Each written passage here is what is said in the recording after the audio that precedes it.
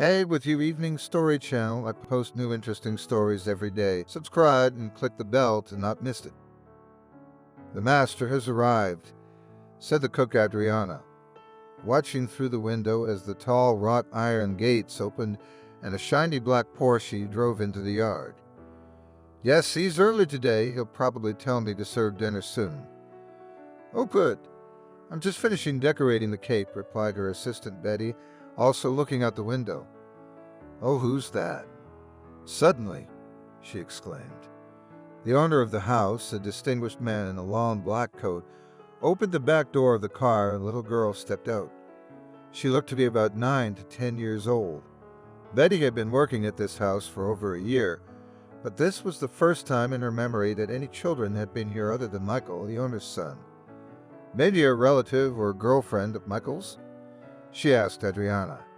No relatives I know. They don't have kids that age. And Michael doesn't have any friends. You know that. It's very strange.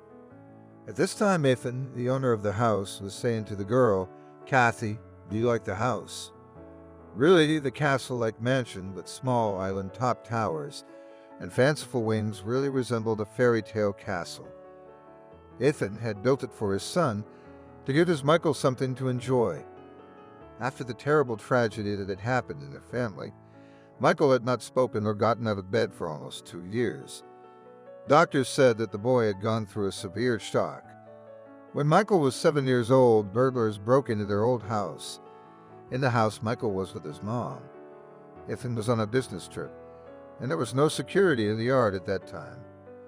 While the villains were working on the lock, his mother managed to hide her son in the closet. She saved his life. The robbers beat the woman and abused her. They tortured her. Where's the money? And then they killed her so as not to leave any witnesses. Michael, sitting in the pantry, could partially see through the crack in the door and heard his mother screaming wildly. It's a nightmare not every adult can endure. 4 years have passed since then. Ethan found the bastards who killed his wife quickly. He had connections in criminal circles. He didn't go to the police. He dealt with the bastards his own way. Michael was treated abroad for a long time, then at home. The best rehabilitation psychologists worked with the boy. Doctors were able to achieve that Michael began to talk and sit up in bed. The boy never started walking. He moved around in a wheelchair. Teachers made home visits to Michael.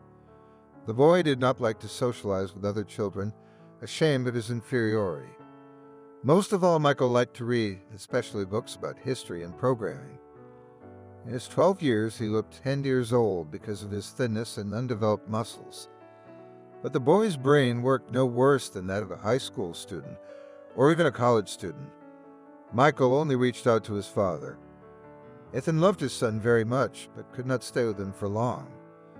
The boy's disability led him to despair because with all his money and connections, he could do nothing to help his son. You see, Ethan, your case is very complicated. Michael's spinal bones are fine. The fact that he can't walk is purely psychosomatic, and it's very difficult to do anything about it. Are you saying my son just doesn't want to walk? There's no such thing. He's my son, which means he must have iron willpower. It's not that he doesn't want to, it's his subconscious that decides, the doctor replied. Ethan was left with a bitter residue from this conversation. Sometimes he was almost ready to blame his son for not wanting to walk, but he stopped himself in time. And today was Michael's birthday. Ethan had been thinking for a long time what to please his son with. The most modern gadgets and trips abroad did not please Michael. He wasn't interested in clothes at all. His son loved to read, and Ethan sometimes gave him books. This morning he gave Michael several books by his favorite author, Boris Akunin. But Ethan saw no joy in his son's eyes. The boy was sad, Juan. Daddy, I'm 12 now, Michael said sadly. I probably won't be able to walk. Son, don't think so, I'll think of something. A new course of treatment in the clinic. This treatment isn't working for me anyway, and Michael turned away to the window. Ethan walked away from the son in frustration. How to please the boy at least on his birthday? As he approached his office, he saw a little girl begging on the sidewalk. In her hands, she was clutching a tattered teddy bear, and next to her was a money box. Ethan had seen this little girl here for the third day in a row. It was strange because there were never any beggars in the affluent neighborhood near his office. The girl was singing something, and many passers-by stopped, listened, and threw her money. In the evening, when Ethan drove home, the little beggar was gone. But in the morning, she appeared again. Ethan wanted to tell the guards at the office to send the beggar away, but he forgot. But today, he had a brilliant idea. The girl looked about 2 or 3 years younger than his son. What if he took her home to cheer Michael up? For the beggar, that would be a happy thing. She will be in awe of their home, the delicious food and expensive toys. So the girl will definitely not refuse to socialize with Michael. Ethan got out of the car and approached the girl. She was singing a song from a cartoon about her mom. "Let mommy hear, let mommy come." It was very touching. "Hi," Ethan said to the girl. "My name is Ethan. What's yours?" The girl looked at him with her big green eyes. In general, she was very beautiful, like a doll. Curly brown hair, long eyelashes, small nose, and ruddy cheeks. But here are the clothes: old boots with bunched-up noses, a grown-up jacket with some stains on it. "My name is Kathy." After a moment's thought, the girl answered. "Kathy, where are your mommy and daddy?" "Daddy died. And mom is far away, very far away." "Do you live in an orphanage?" "No, where?" "I won't tell what you're all asking." The girl got angry. "Okay, I won't say it again. I just wanted to invite you to visit. I live in a real castle. I also have a son, and it's his birthday today." "Wow, a real castle." The girl clapped her hands. "And a prince. But the prince is a bit enchanted." Ethan replied sadly. "My son is sick. He can't walk. So we need to cast a spell on him. Have you tried? It doesn't work. So will you come with me, Kathy? And I'll give you a lot more money than you make in a day." "What do I have to do?" Not childishly judicious, the girl asked. "Not much. Talk to Michael and play. Maybe you'd like to stay for a few days." "Okay, I'll do it." And Kathy trustingly put her little hand into Ethan's big one. On the way home, Ethan stopped at a children's store and asked the clerk to find Kathy a complete set of clothes: underwear, dress, boots, coat. The girl was indescribably delighted. Ethan was already leading Kathy to the house. The girl was impressed by Ethan's car, the garden with the fountain, and the luxurious mansion. Ethan led Kathy to his son's room. "Michael, meet Kathy. She doesn't have a mom and dad. I found her on the street. Please be kind and polite to her." "On the street? Really? How awful." Michael was in shock. Kathy stood with her head modestly lowered, but Ethan noticed that she had a cheerful sparkle in her eyes. Ethan liked this girl, quiet, smiling, and well-spoken. She must have escaped from the orphanage. Thought Ethan, in a couple days we'll have to find out where she came from. In the meantime, let Michael have some fun. "Okay, son, have fun. Consider it your birthday present," Ethan said with a smile and walked out. At first, there was silence in the nursery, but after half an hour, Kathy's tinkling voice was heard, followed by bursts of children's laughter. "Yeah, that was a good idea with that girl. Michael now feels like a knight. He's in a position of strength to protect the weak girl. And thank God for that, because I so rarely get to hear him laugh." Ethan rejoiced. When the guests arrived, only the closest ones congratulated Michael. He sat at the table for half an hour and hurried back to Kathy. Dinner and cake were brought to their room. All in all, Michael's birthday party was a success. The maid prepared Kathy's guest bedroom. But Ethan couldn't get the children to separate. In the end, Kathy promised that she would soon settle down, and Ethan, tired from a long day, went to bed, and in the morning, when he entered his son's bedroom, he was stunned. That huge nursery was empty. There was neither Michael nor his wheelchair. The bed wasn't even empty. There was Kathy's room, too. Ethan was just in shock. His son's cell phone was out of range. He and the servants turned the house and garden upside down. But he couldn't find his son. But on the lawn outside Michael's room, the grass had been crushed by the wheels of a wheelchair. Ethan had specially equipped Michael's room on the first floor with a separate exit. This way, the boy could go out into the garden at any time without help. Ethan was well aware that Michael could only leave of his own free will. The dog that ran free in the garden at night was only formidable in appearance. In fact, this huge American Aita was a kind-hearted dog, the little master. She simply adored him and would not bark at him. The guard sat by the gate, and the children left through a small gate at the far end of the garden. It opened with a fingerprint, and Michael's fingerprints were in the database, of course. God, what an idiot I'd been to bring that waif into the house. She messed with Michael's head to where did she take him? To her crack house. There's nowhere else to take him. And now they're going to ransom him. Anything to keep Michael alive. But what little scum pretended to be an angel? I'm good too. Ethan was cursing himself at the last words. Ethan sent his guards to scour train stations, markets, and other places where homeless people congregated. He called a police colonel he knew and asked him to come over. While waiting, Ethan paced around the house like a wounded animal. He had already lost his beloved wife 4 years ago, failed to protect her. He couldn't lose his son yet. At about 11:30, a maid came running into Ethan's study. Ethan was found. Ethan ran out into the courtyard by the front door, sitting on his wheelchair unharmed. Michael. Standing next to him was a pretty dark-haired woman and Kathy. Michael, son, you're alive. Ethan began to hug and kiss his son. Daddy, let me strangle you. I'm okay. Michael smiled. Where have you been? And what's this all about? Hello, a woman spoke. I'm Kathy's mom. My name is Christina. Michael was at our house. I'm sorry you have Ethan screaming in a crack house. One to Kathy, and I have a normal apartment in a brothel. Zaya Jensen looked closely at the woman. She was wearing inexpensive but normal clothes. Kathy was also dressed like a normal, well-to-do girl. Not the expensive clothes Ethan had bought yesterday, but not the rags he had met her in. Look, Christina spoke again. I understand your anger. Here's the story. Kathy decided to beg to buy me a new laptop.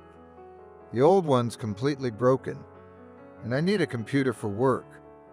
I'm a teacher. I couldn't buy a new one yet. I'm paying the mortgage, and I'm always short of money. So my daughter decided to help me out. It's a nightmare. I didn't know, of course. A whole day at school lessons, then after school, then tutoring. Kathy is independent.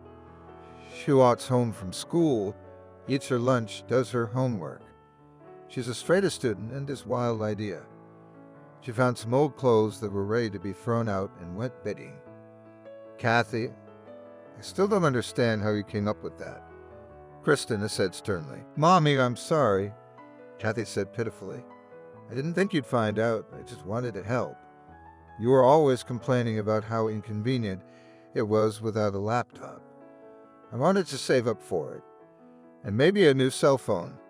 The girl added quietly, You guys, Ethan clutched his head.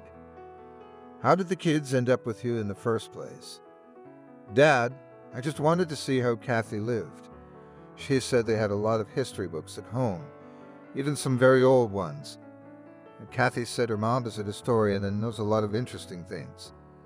And she bakes the most delicious apple pancakes for breakfast. Michael said dreamily, I never got to try them, though. When we woke up, Christina immediately started asking where I was from. And we went home. Michael finished sadly. Jesus, Ethan groaned. How did you even get to their house? And what happened to your phone? We walked, Daddy, Michael smiled. It's not that far. We walked for like an hour, yeah, Kathy. Well, Kathy walked and I rolled. But still, we had such a nice walk. The night, the silence. So many stars in the sky, fresh air. You know what night smells like, Daddy? Hit by the phone, I'm so sorry. I was going to call you in the morning, but my phone died. but they didn't have enough on charger. Oh, I see. What were you thinking? Why didn't you send my son home right away? Ethan went after Christina again. Look, don't raise your voice at me. What were you thinking? Taking someone else's child home with you? Do you have any idea what I went through that night? I come home at 9 o'clock at night, and the lady's gone. Her cell phone is at home. I ran around all our acquaintances, all our friends, all Kathy's favorite places in town. I spent 2 hours at the police station. I didn't get home until 2 o'clock a.m., totally desperate. And I see Kathy asleep on the couch, cuddled up with some boy. I didn't want to wake them up. It's nighttime. Where else are we going to go? As soon as they woke up, I figured it out, and we came here. By the way, your son wasn't too keen on coming home, but he was worried about you. Would you rather keep an eye on your daughter? The teacher grumbled to Ethan, but already calmer. And you watch out for your son. Christina didn't stay in debt. I do better. I have to work. My husband died, and I'm raising my daughter alone. And I'm paying the mortgage that I took out with my husband. Okay, I'm sorry, Ethan said. You forgive Kathy. By the way, here are the things you bought. The woman held out a bag of clothes to Ethan. Keep them. What do I need them for? No thanks. Okay, I hope we have no more complaints about each other. Then we'll be on our way. No, we don't. I'm gonna go call the police and call it quits, Ethan said. Daddy, let Kathy stay with us. It's Saturday. Please, please, please, please. Michael started begging. Mommy, please can I stay? Kathy asked Mommy to. No, it's out of the question, Christina said firmly. Why not? Suddenly Ethan said stay. And you too, Christina, relax in the fresh air and we'll roast a kebab in the evening. Please. In one voice the children shouted. All right, Christina replied hesitantly. But in the evening after the kebabs we'll go home without talking. It was a beautiful day.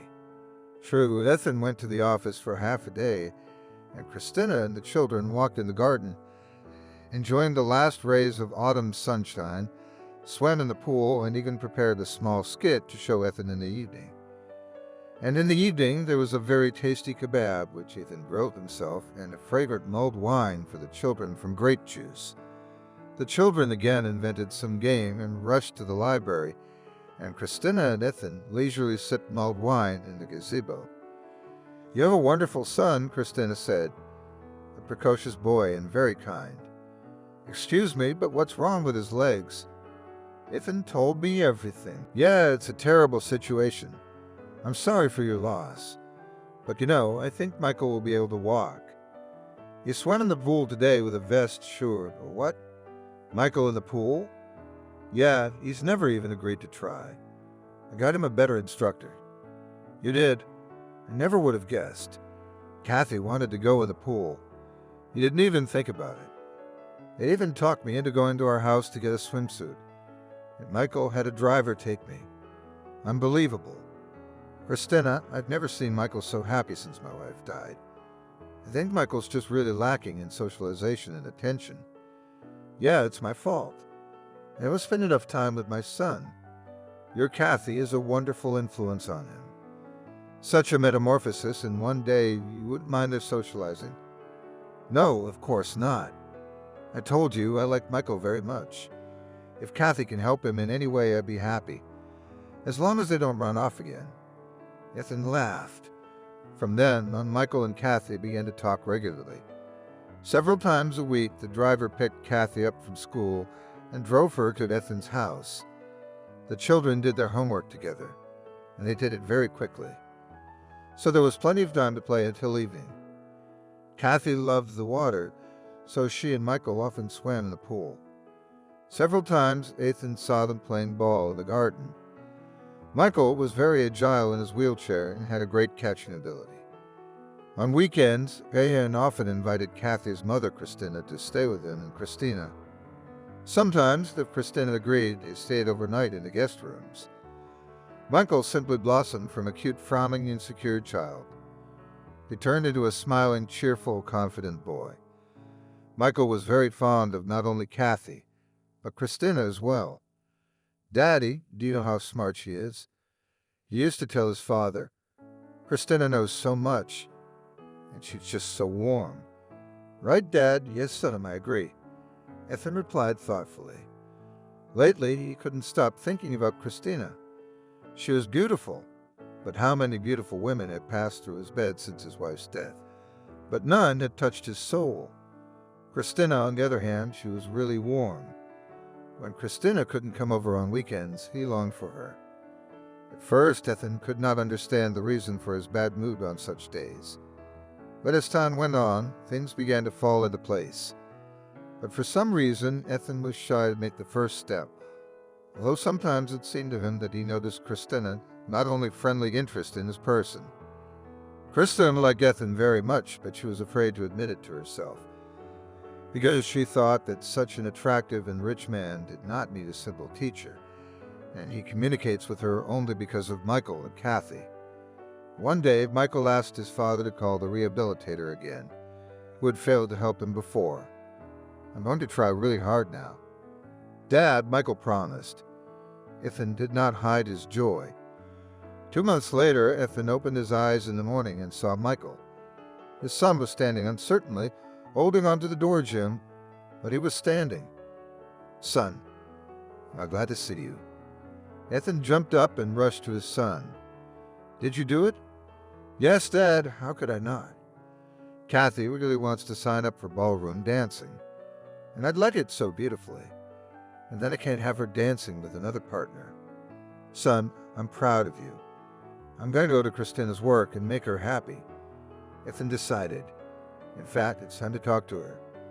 "My son got on his feet for Kathy, and I'm a grown man. I'm too embarrassed to tell her how I feel." So Ethan went to get flowers. He was in a great mood. Somehow he was sure everything would be all right now.